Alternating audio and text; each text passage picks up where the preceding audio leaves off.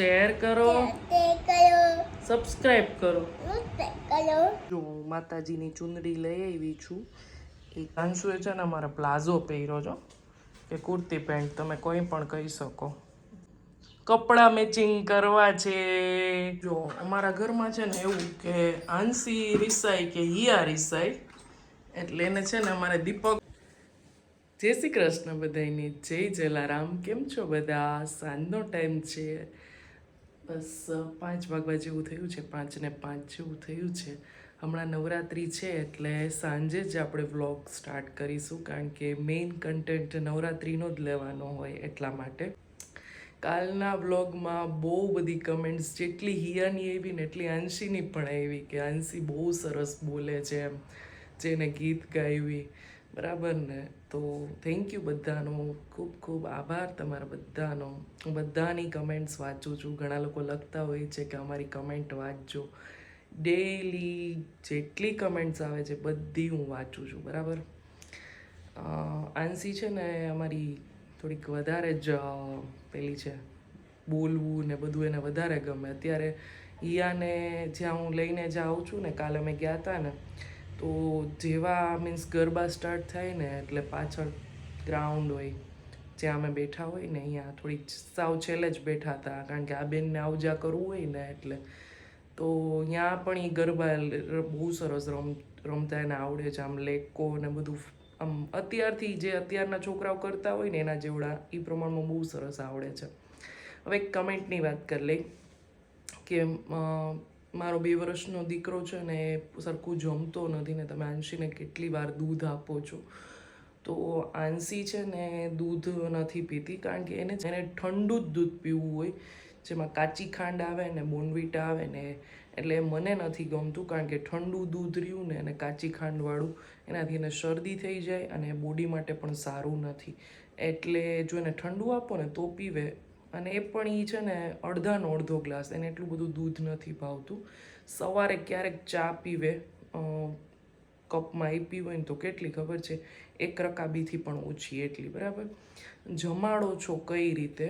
તો આંશીને હું મોબાઈલ નથી આપતી જમવા ટાઈમે, કોઈ દિવસ નથી આપ્યો. 2.5-3 વર્ષની થઈ તો ક્યારેય એને નથી આપ્યો. જો તમે કોઈ પણ આપતા હોય, મીન્સ કે જેમને મને પૂછ્યું છે એની વાત કરું છું, તો બને ને તો ધીમે ધીમે, એમ નહીં કે ડાયરેક્ટ જ અત્યાર સુધી આપતા હતા અને હવે ડાયરેક્ટ લઈ લેવો. ધીમે ધીમે છોડાવો તો વધારે સારું, કારણ કે એને લીધે પણ ઘણીવાર બાળક ઓવર ઇટિંગ કરી લેતું હોય એક ટાઈમ, કે એને એમ થાય કે હું જો જમવાનું ચાલુ રાખીશ ને તો મમ્મા મને ફોન એટલી વાર વધારે આપશે. એટલે એક ટાઈમે ઓવર ઇટિંગ કરી લેતું હોય ને પછી બીજી ટાઈમ સાવ ન ખાઈ શકતું હોય, કારણ કે પેટ હેવી થઈ જાય એટલા માટે.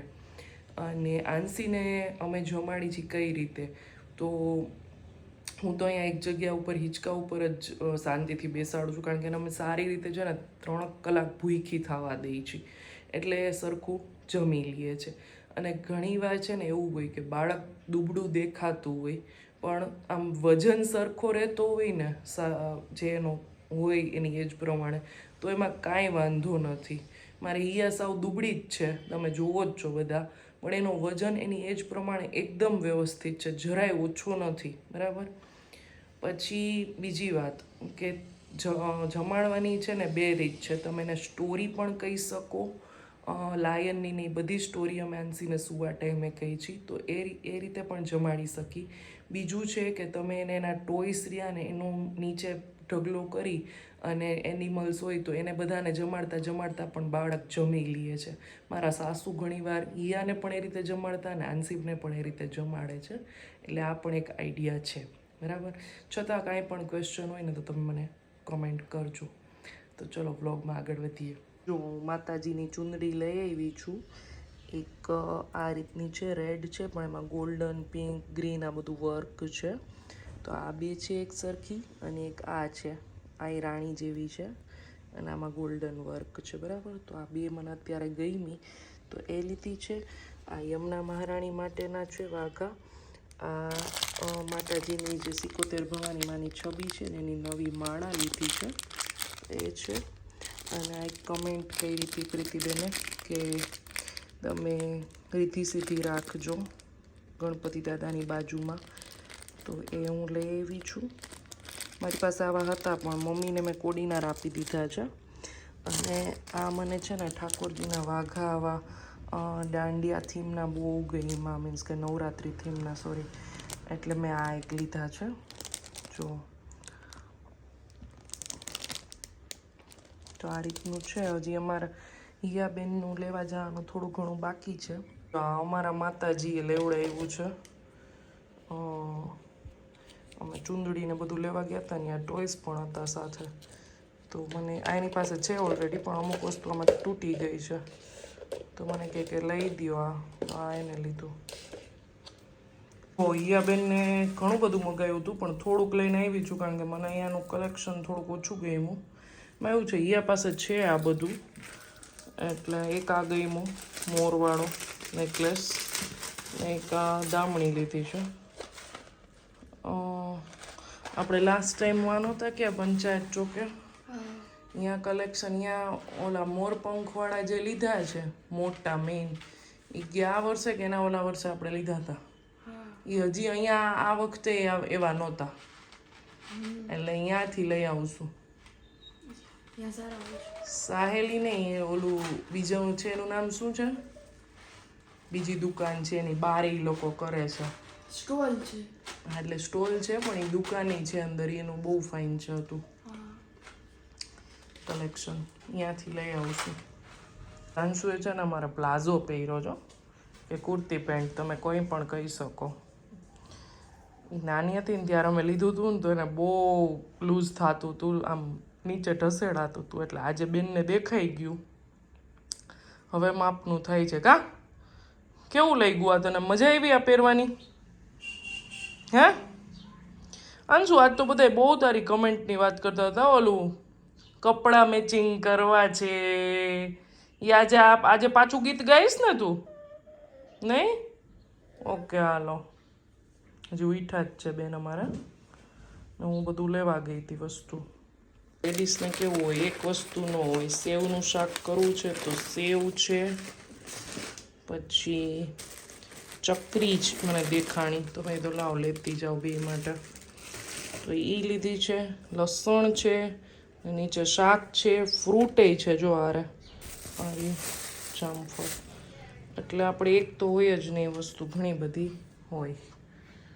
જો અમારા ઘરમાં છે ને એવું કે આંસી રિસાય કે હિયા રિસાય, એટલે એને છે ને અમારે દીપક એ માની ન જાય ને ત્યાં સુધી એને મનાવે.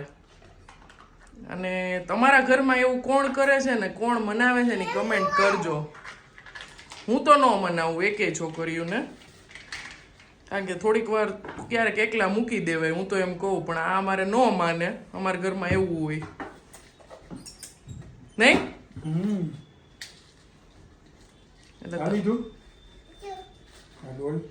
જો અત્યારે એ આ વાત સાંભળશે નહીં હો, આમાં કઈ જવાબ નહીં દે. હિયા નહીં મનાવે, આંશી નહીં મનાવે.